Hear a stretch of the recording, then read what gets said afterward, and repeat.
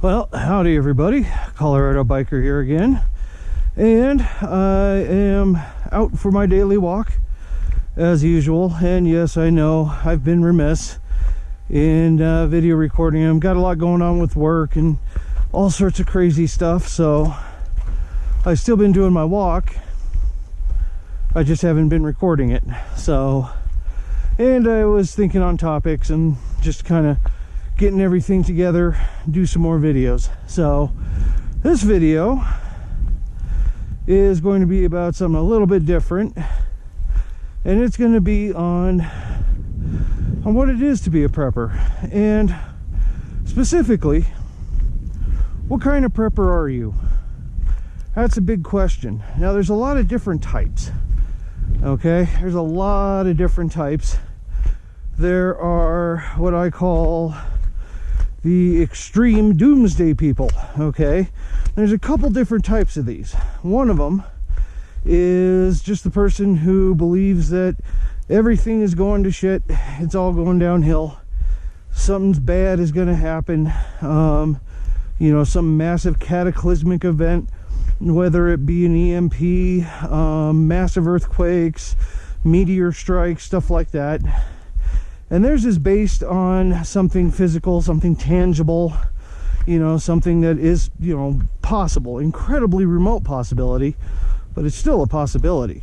Okay, there's the other kind of extreme doomsday type, and that one is the religious based. There are numerous religions out there, and they all have a doomsday of sorts. Okay, Armageddon, Revelations in the Bible is a good example. There's other ones in Hindu mythology, there's other ones in all sorts of different mythologies and different religious views, that, you know, there's going to be some cataclysmic event, some giant resetting of the world, you know, of a society. Those are the extreme ones, and these are the people that they spend inordinate amounts of money and time and effort to prepare, and they spend everything they have and all the time they have preparing for some massive cataclysmic event that may happen, but we can't prove that it's going to happen, and it's highly doubtful it's going to happen just because it's so remote a possibility. So there's that type. Then you have the moderate type, and I'm kind of in this group. This would be the best one that to describe myself. One, I've always thought, and I've always been kind of taught, not really taught, but I've always thought that it's a good idea to be prepared for just about anything that can happen. Okay, whether it is that massive cataclysmic event that, you know, destroys half the damn planet, you know, we get hit by a giant meteor, or there's solar flare kills, you know, takes out the entire power grid, stuff like that. There's that possibility, you know, or it might be localized. It might be a localized event. For me, it would be something like a blizzard. No, this is not a blizzard. Okay, it's May the 9th, and we're just getting 4 or 5, well, we got about 3 or 4 inches of snow since yesterday. So this is just a normal spring snowstorm. We get these all the time up here at 10,000 feet up in the mountains. So but I'm talking, you know, 5, 6, 7 feet of snow, and we're stuck up here for you know, a couple weeks, no power, no nothing, for 3 I think the worst I ever had, it's on my channel somewhere, you can find it, is when in 2003 we had a huge blizzard up here, and I was stuck in the house for almost a month, and I ended up feeding half the damn neighborhood with my preps, just because everybody ran out. We had 12 feet of snow. Okay, 12 feet. I mean, I was able to step over this power line that you see over here because the drifts were so high. This power line up here, that's almost 20 feet up. There were drifts. We were ducking under and stepping over those power lines. Okay, that's how high the snow was. They had to bring in front end loaders to get us out of here. It was that severe. Okay, but we had a lot of snow, but something like that, that's what I would see is happening up here. okay? But there's other areas where you have earthquakes, tsunamis, tornadoes, just all sorts of floods. Floods is a big one that's going on right now, okay? But these are the people, they put aside extra stuff. They make a preparation to make sure that they have emergency supplies on hand, okay? And I think this is probably one of the most common ones. These are people who think ahead, have a little bit of extra resources, and are able to do that.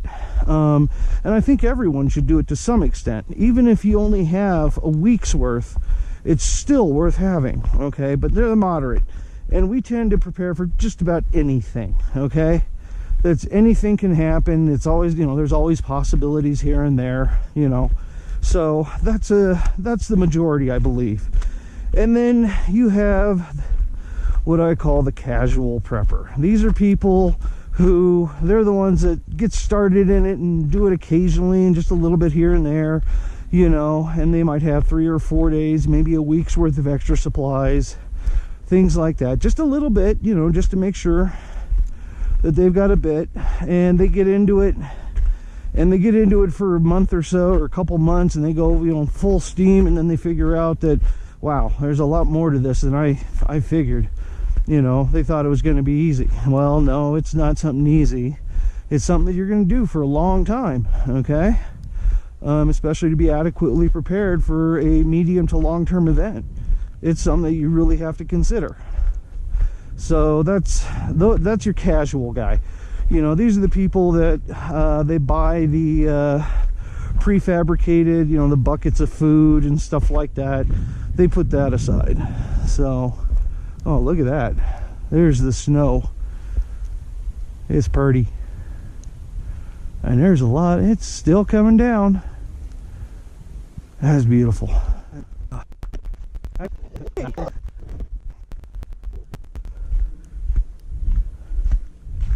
Okay, back to it. Where was I? Oh yeah. So, I had some neighbors walk by, some people that moved up here, and they've got some aggressive dogs they were taking out for a walk, so I gave them a wide berth. They're very protective dogs. That's fine. Their dogs are doing their job. They're supposed to do that. So anyway, so we've got your casual prepper. These are the guys that, you know, they put a little bit extra aside and, you know, are kind of into it, and they just look around and, you know, see, okay, well, maybe I ought to put a little extra here and there, okay? These are the people, like I said, they buy the kits of food at Costco, you know. They buy the MREs and, you know, the freeze-dried foods and stuff like that, and that's good. There's nothing wrong with that, you know, but they're severely lacking in a lot of other areas, maybe medical supplies or stuff like that, okay? And then you have the final one, and the final type, what I like to call, and I'm sure most of you have seen them, people that we call the keyboard commandos, okay? These are the guys that are all talk, no action, okay? These are the guys that brag that they've got all this stuff and they do all this and they know everything and they know how to survive this or know how to do that, or they don't need to do anything because they know what they're going to do, and but they don't put it into practice. These are the people who sit at their keyboard, at their computer, have lots to say, don't make videos, don't have any good advice to give, and typically are critical of everybody else's advice or videos they make, things like this. And to be honest, I don't even pay them any mind. I don't feed the trolls. So if they put a shitty comment down, fine, I don't care, go ahead, let them, you know, their own idiocy speaks for itself. So, but those are the 4 basic types that you run across, particularly on the internet here on YouTube. So, but these are the types to consider, and, you know, to consider these and think about it. What type are you, and what type do you want to be? What would you want to be? You know, I'm pretty happy with where I am. I'm happy with where I am. I'm not going over the extremes on either end. I'm not, you know, I'm not an extremist or anything like that. I don't buy into all the bullshit conspiracy theories or anything like that. But I see the practicality and the benefit of being prepared, of having a little extra, making sure that you'll be able to take care of yourself if things go bad. Okay, so but these are the 4 basic types of prepper. So give it some thought, think who you are. Please remember, leave a comment down below. I love seeing my comments. I respond to them as much as I can. And remember to like the video, and please subscribe. Okay, please subscribe, because I need subscribers. And no, I don't monetize any of my videos or the channels, but I like to spread the word. So the more we share this, the more you subscribe and share, the more prepared everybody will be, and that means everybody will be better off if something happens. So that's it for now, and until next time, remember, keep on prepping.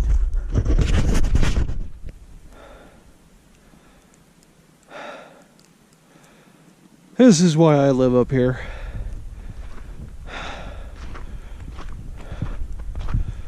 We got deer, and these are mule deer. These are not your whitetail.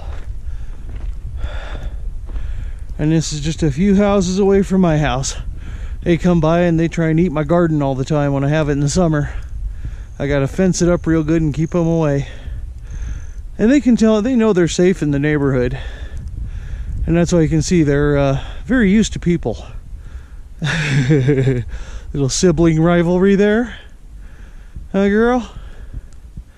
I don't see any spikes on their head yet, so, and they'd be having spikes by now if they're males. There's a couple males. Huh, girl? But there we go. I live right by the National Forest, so we get these guys in here all the time.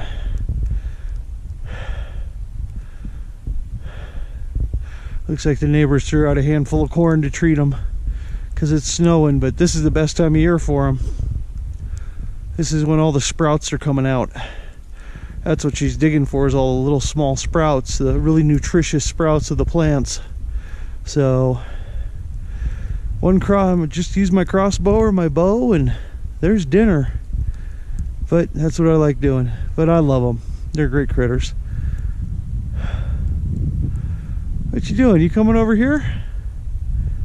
Nope.